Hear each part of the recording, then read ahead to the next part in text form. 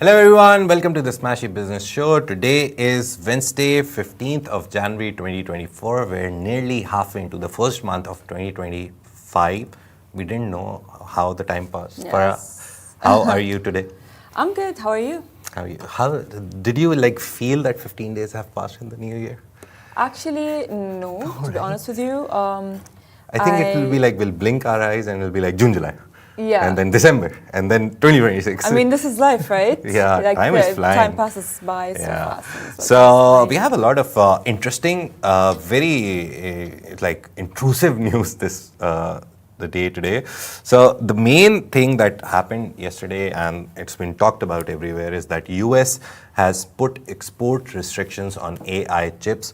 The whole conversation about it started when Biden announced that they're putting restrictions on AI chips. So basically, US has all the big players who make AI chips, and they export that product, obviously the chips, NVIDIA, and there's another one, GeForce from NVIDIA, all these things.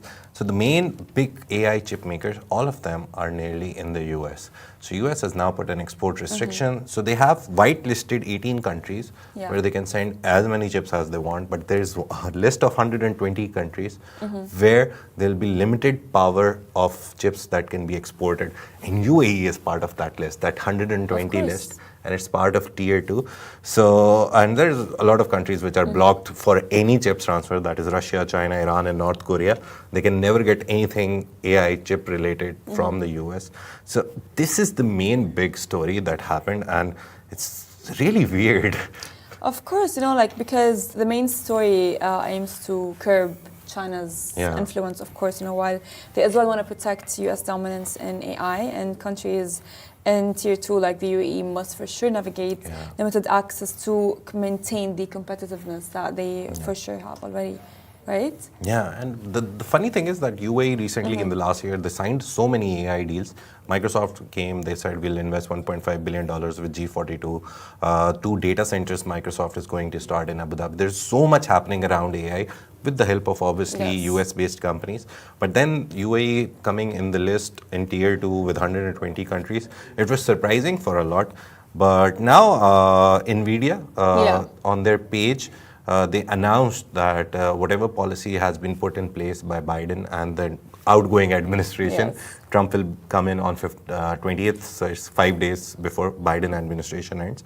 So NVIDIA has very clearly said that it's not good for US, because according to them, sending chips out doesn't make them go back. It actually helps technology transfer and the AI to become better.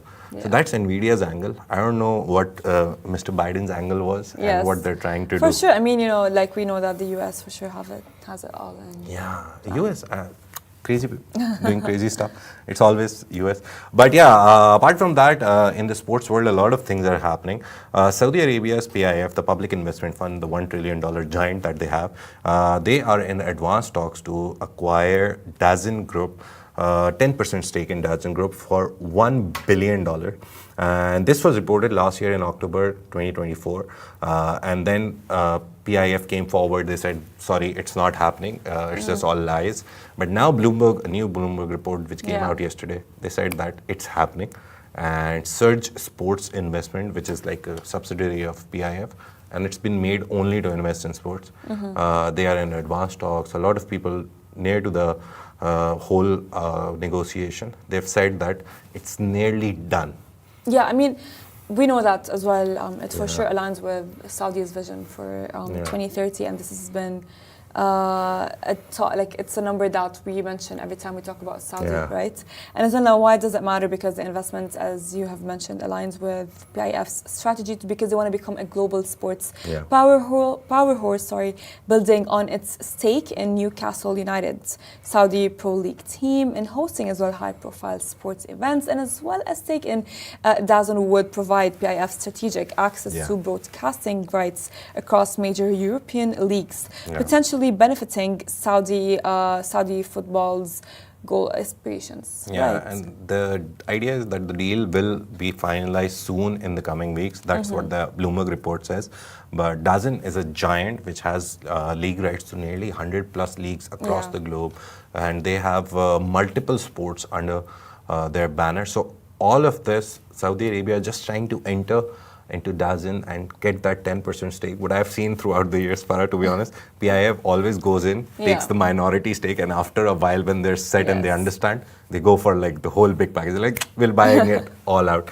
So hopefully maybe that happens also. So let's see, as soon as the deal is finalized, we'll let you know. Apart from that, Qatar Airways, another sports related news that Qatar Airways has secured $97 million deal to sponsor World Rugby Nations Championship. So this is the biggest deal, sponsorship deal ever done for any rugby tournament. And it's coming from Qatar Airways, which is obviously owned by the state of Qatar. And they've signed this championship, and for the second year of this championship, it's a new tournament which has started, and it's nearly like the Football's Nation Cup. Football's Nation Cup has like more than 16 teams, but this one has 6 teams only. So World Rugby is like the main organizer, the association behind it, and 97 million. Of course, so I mean, splurging money like this. It is a lot because like if people who are thinking like, what does it matter? Because as you said, like it's like going to be over $24 million per edition, and as well, Qatar Airways sponsorship will be eclipsing other major rugby deals such as Guinness's $14.5 million, 6 nation sponsorship. Difference. Yeah, Guinness did it for 14.5, and they're doing for 24 million per year. Yes, it is really a big number, and as well, it will be expanding Qatar's sports portfolio following the successful hosting of the FIFA World Cup in 2022. Qatar continues leveraging sports as a soft power tool to boost its global influence, right? So of course, like after hosting the FIFA, maybe not doing anything might be kind of like odd to them for sure. What I've seen in the Middle East, all the big countries, especially Saudi, they've been trying to go into sports. We saw the story before that. They're going into sports streaming, but they did the first esports World Cup.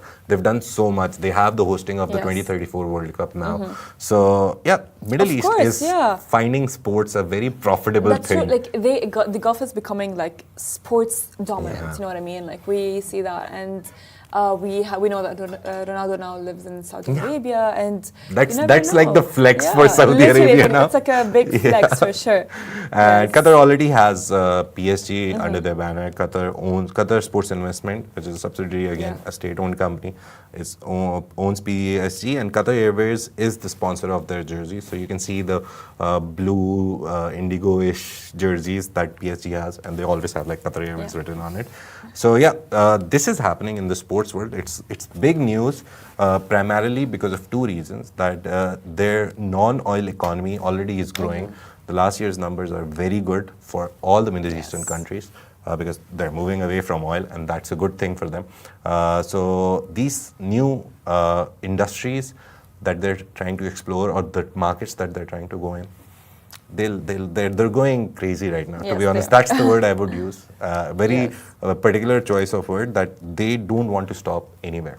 For sure. They're just going all out in every industry that they can find. For sure. Yes. Thank you so much, Farah, for joining us today. Thank you very much to everyone who has joined us today.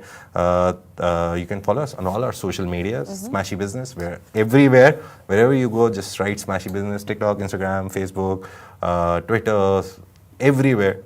We're there. We also have a very nice newsletter which comes out every day. If you want to read everything in detail, you can go to our socials, and there's a link to subscribe to it. We'll also put it in the platform wherever you're listening. We'll put the subscription link there, so you can subscribe to our newsletter. You'll get it in your inbox 6:30 a.m. every morning, 7 days a week, 365 days a year. Thank you so much for joining us. This is the Smashi Business Show, part of Smashi Business Show, a production of Smashi Business, part of the Augustus Media Podcast Network. The Augustus Media Podcast Network has 1.34 million listeners every month, and if you're one of them, thank you so much for joining us. Take care. Have a great day.